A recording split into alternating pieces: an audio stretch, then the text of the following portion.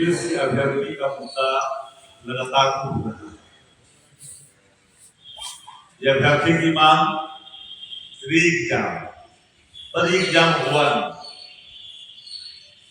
सत्याग्रह की शुरुआत हुई थी कबड्डी बाग से, कोई सूद नहीं ले रहा था। अभ्यर्थियों के ही मांग पर नेता प्रतिपक्ष आदरणीय तेजस्वी यादव जी पहुंचे थे। आप सब इस बात को जानते हैं और नैतिक समर्थन दिया था कि अभ्यर्थियों की मांग जायज है, एग्जाम होनी चाहिए। प्रथम दृष्टया साफ दिख रहा था कि बड़े पैमाने पर धांधली हुई।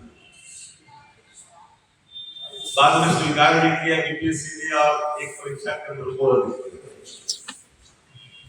पूरे मामले में बीपीएससी ही नहीं,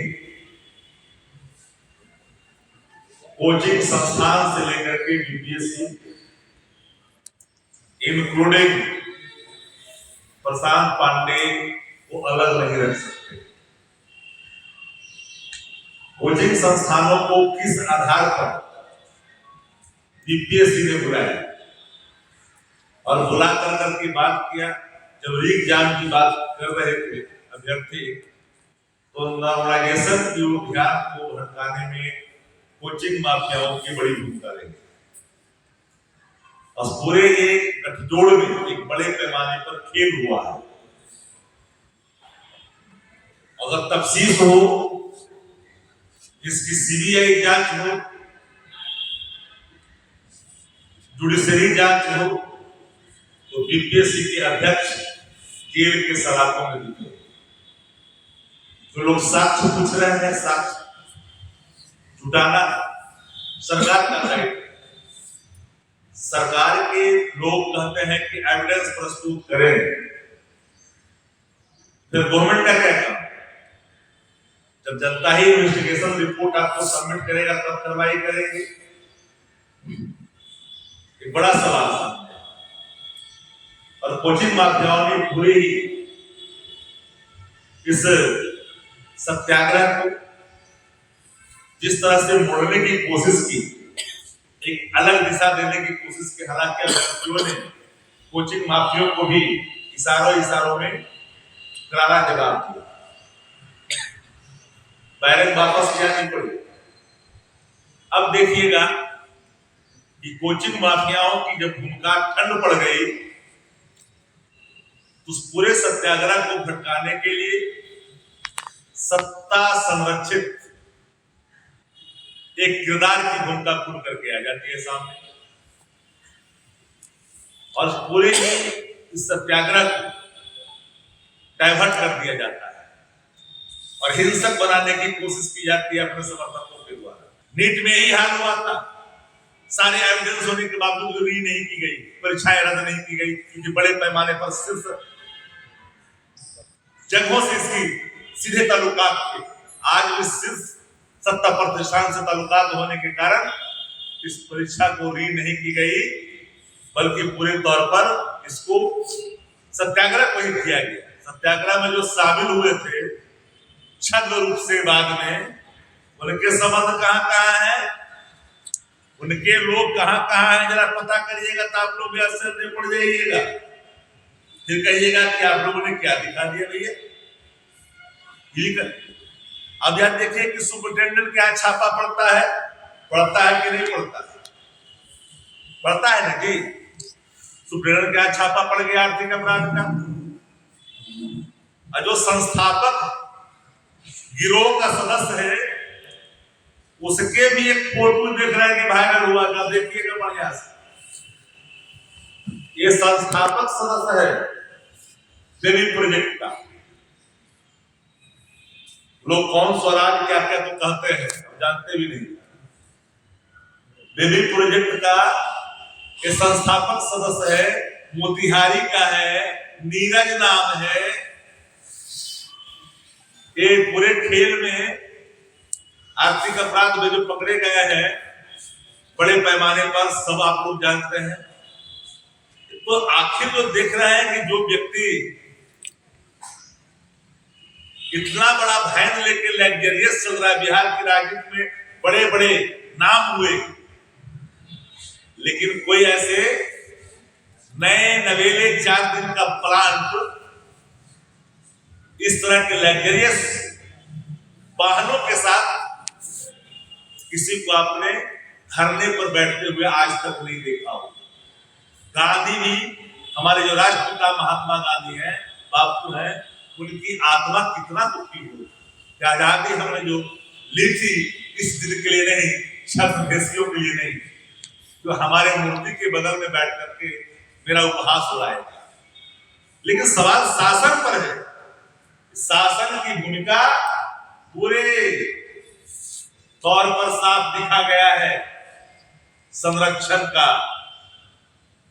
कलेक्टर थप्पड़ मारते हैं अभ्यर्थी को, लेकिन एक एसपी को एसपी गिरी दिखा देंगे, इस पर कोई कुछ नहीं बोलता। हमने सुबह से देखा, तो हम आज इसलिए आप लोग को कहे कि आप देखिए पूरे प्रकरण में माननीय मुख्यमंत्री जी की चुप्पी। आपराधिक घटना पर तो कुछ नहीं बोले, 156 से अधिक घटनाएं आपराधिक बिहार में घट गई, निकलना मुश्किल हो गया है। शासक अचेत है, मुख्यमंत्री जी रिटायर्ड हैं और रिटायर्ड अधिकारी पुलिस विभाग को अपने जूते के नोक पर चला रहा है। मजाल नहीं कि एक भी अधिकारी उसके मर्जी के खिलाफ कोई किसी के खिलाफ एक्शन करे। यहां तो कार्यकर्ता बनाने की कोशिश की जा रही है, अपना पदाधिकारियों सत्ता प्रतिष्ठान का कार्यकर्ता बनाने की कोशिश की जा रही है पार्टी। लेकिन अभ्यर्थियों की मांग सुनने की बात नहीं। अब पूरे अभ्यर्थी के सत्याग्रह ठंडा पड़ गए कि नहीं पड़ गए?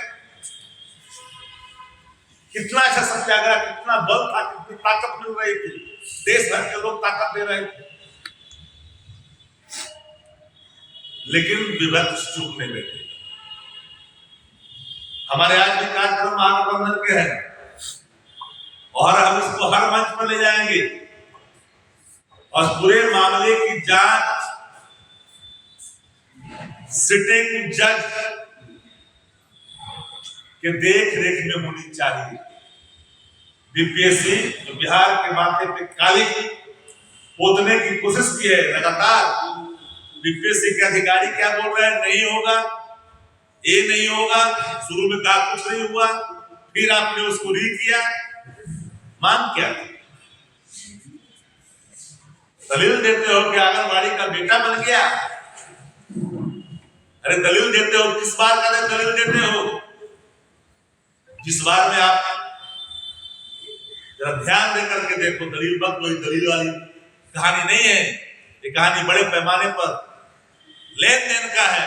सीधा मैं चार्ज करता हूं सरकार को, संरक्षित बिना ये संभव नहीं है। अपराधी मामले पर चुप्पी साधते हो, मानो बिहार में कोई सरकार है जी?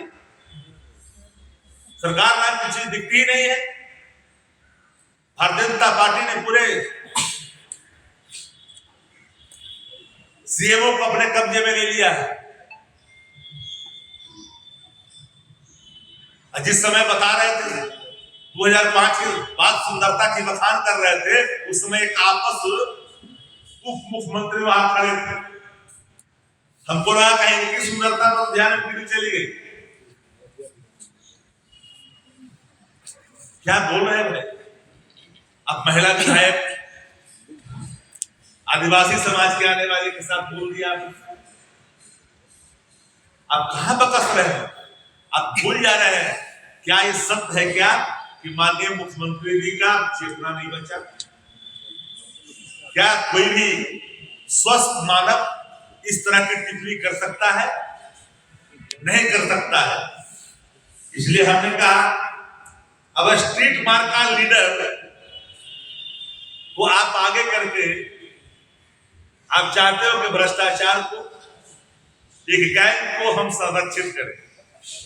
ये क्या है? स्ट्रीट मार्का ही लोग न है जो बैठे थे बेबी प्रोजेक्ट वाले, ये दूसरा कौन था? बिहार की जनता पांडे प्रशांत किशोर जी को जानता है। मुख्यमंत्री जी ने कहा है आज जो लालू प्रसाद यादव ने ऑफर दिया है उसको उन्होंने ठुकराया। उन्होंने कहा कि हम अटल बिहारी वाजपेयी जी के समय से भारतीय जनता पार्टी के साथ है और उन्हीं के साथ है। इस तरह की बातें वो लोग अटल जी के साथ मानसद है, अटल जी के साथ वो मंत्री रहे। 2015 में राजद के साथ आए, अटल जी के साथ मंत्री रहे। 2022 में फिर राजद के साथ आए। उधर जाते हैं तो 95 का पुराना नाता हो जाता है और इधर आते हैं तो 74 का पुरातन नाता हो जाता है। सवाल वो नहीं, सवाल साफ है कि माननीय मुख्यमंत्री जी को खुद पता नहीं कि मैं क्या बोल रहा हूं, तो पढ़े तो वही पढ़ते हैं जो स्क्रिप्ट लिख करके दे रहा है। सबको पता है कि जनता दल यू को एलिमिनेट करने के लिए भारतीय जनता पार्टी ने पूरी तौर पर सारी बातें तैयार कर रखी।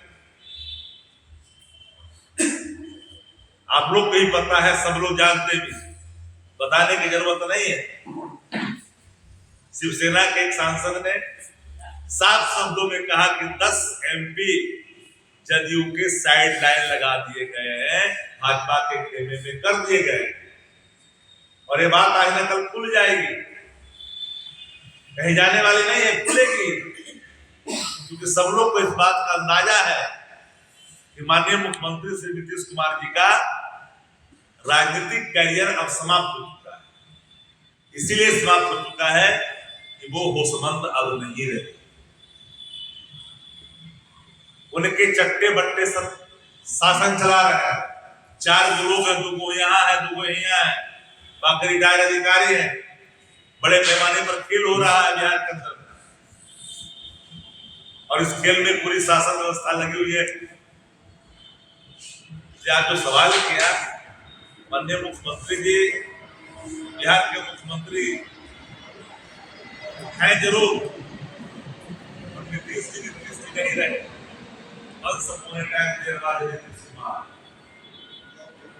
लोग पूछता है कि गया ही नीतीश कुमार, दोनों में अंतर है नहीं है, अचेत हो चुके हैं तो उनको खुद पता नहीं कि मैं क्या बोल रहा हूँ, क्या कह रहा हूँ। लेकिन 2005 के बाद जो बात उन्होंने कही है ये अपमान किया है।